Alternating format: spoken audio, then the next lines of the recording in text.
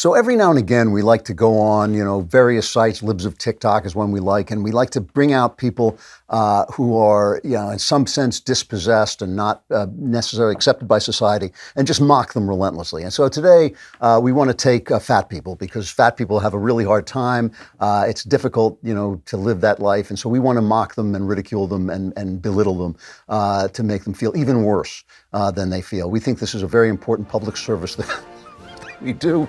And I don't know, I haven't seen these clips, but I will watch them and react to them live in front of you. And my worst instincts will probably come to the surface. So that should be interesting to watch. Let's take a look at the first one of these clips. I can always identify someone who doesn't have a great grasp on history if they see medicalization as a stamp of inherent virtue. Always with the big words. This comes up a lot when I talk about how the word obese is a slur. At least one person will always pop their head out of the ground to say, obese is a medical term, as if that somehow makes it better. You know what else used to be a medical term? Like a lot of bad shit we don't say anymore, because we realized it was stigmatizing as fuck. It actively harmed people. You can Google them, I'm not going to say them here. Science and language are both constantly evolving and updating. The medical establishment is not exempt from this. If anything, it's actually a particularly strong example of how this happens. We don't need to look too far back into history at all to see how medical terminology and practices change. More importantly, when a marginalized group tells you that a word or practice harms them, you can just go ahead and believe them. Okay, so an obese woman, she looks kind of obese, is telling me that obese is not a good, but the problem with that is that that's not the way words work. Words are like vessels, so that they carry meaning in them. And if you break one vessel and you put another vessel, it's going to have the same meaning eventually. That's how we get things like, we used to say someone was an idiot, and then we say, well, that's mean, so we'll call them slow, and that's mean. But each time the vessel fills up again, and apparently this woman's been filling up again way too much because she's obese. I have a thyroid condition. What's that mean, thyroid? Look, another one. So, intentional weight loss, so you purposely saying, I want to lose 20 pounds, is fat phobic. And you might be like, what? Oh my goodness. I'm not trying to be fat phobic, but you are. You're being fat phobic to yourself. Why do you want to lose 20 pounds? It's probably to fit into something smaller. It's probably so people treat you better. It's probably for all the reasons that fat folks are shamed simply for being fat. So by continuing to perpetuate that, right, seeking intentional weight loss, we are contributing to our fat phobic society. This is the thing that always kills me about all these guys. I've reached an age in life where your body stops metabolizing because your body just says, well, I'll be dead soon. I'm tired of this stuff. I'm not going to do the work of metabolizing food anymore. So if I, as they say, if I look at a roll across a crowded room, I gain about 2 pounds. So I'm constantly making sure that my weight is down. The reason I do this is because my doctor says things to me like, if you don't lose weight, you'll die tomorrow. Now, you may just fall right over. And I think, I don't want that to happen. Damn, that's cold. Also, I want to look, pleasant and look decent when I'm on camera, and I'm on camera all the time. As one of the great diet aids is being publicly on camera all the time. I haven't eaten since 2009, actually. So what gets me about this is, why does her sense of self depend on what I do?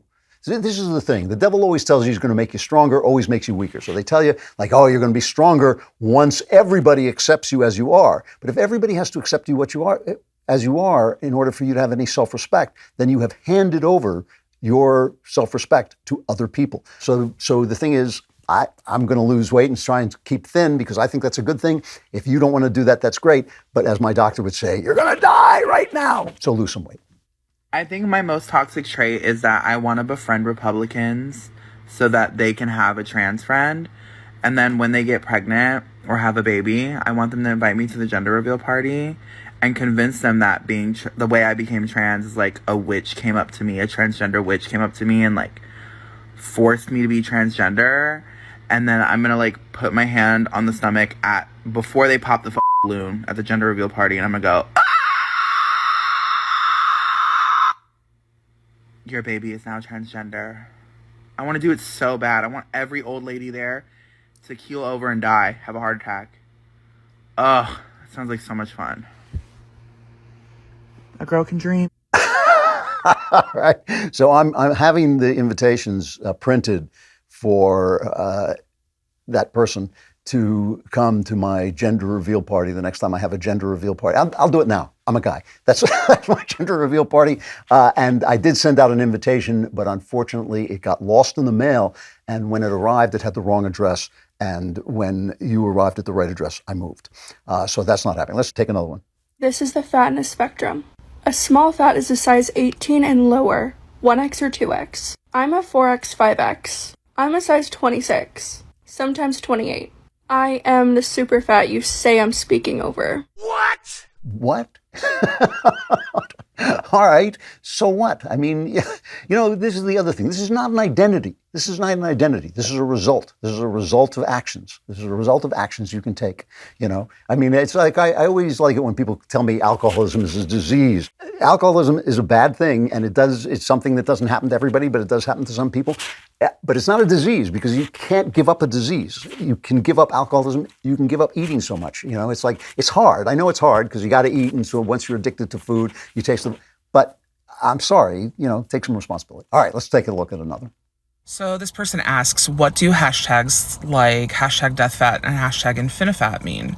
Infinifat, sizes 34 plus, a complimentary term to superfat. Infinifat was coined by Ash of the Fat Lip podcast to describe those whose, quote, size is greater than any assignable size number, end quote. Quote, too fat for commercially available clothing, end quote. They are sized out of brick and mortar plus size stores and must order clothing online. In some cases, they may not know their size. In order to fly, they must purchase 2 seats. They experience acute institutionalized sizeism daily. So death fat really kind of comes from the idea that we are morbidly obese and that we are going to die at any moment, because so many of our doctors tell us, like, I've literally had a doctor be like, I'm afraid to let you leave because I'm afraid you're going to stroke out on your way out. Like, they're so dramatic.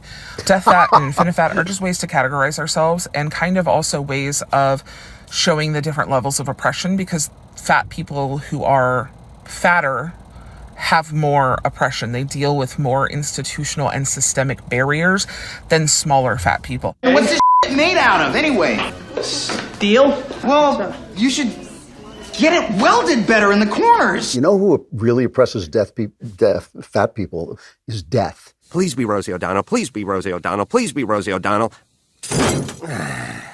Death is, he's absolutely fat phobic. Death, he's kind of fat-philic. He kind of loves fat people because he gets to kill them all the time. And that, I love this thing, like everything is oppression. Your doctor's telling you you're morbidly obese and you're going to die soon.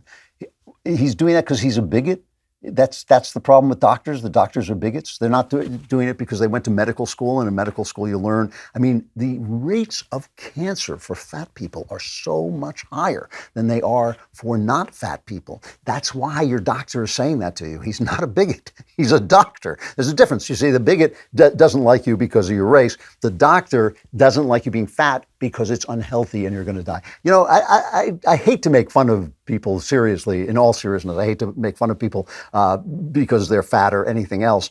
But really, this is not the right attitude. This is not the right attitude. People talk about fat shaming. Fat people feel ashamed. They feel ashamed already, and it's just when they see it reflected in other people, they find it hard to avoid. And what they have done with this movement is they've made it impossible for even their best friends to take them aside and say, dude, or whatever you are, you have got to stop. You got to stop doing this.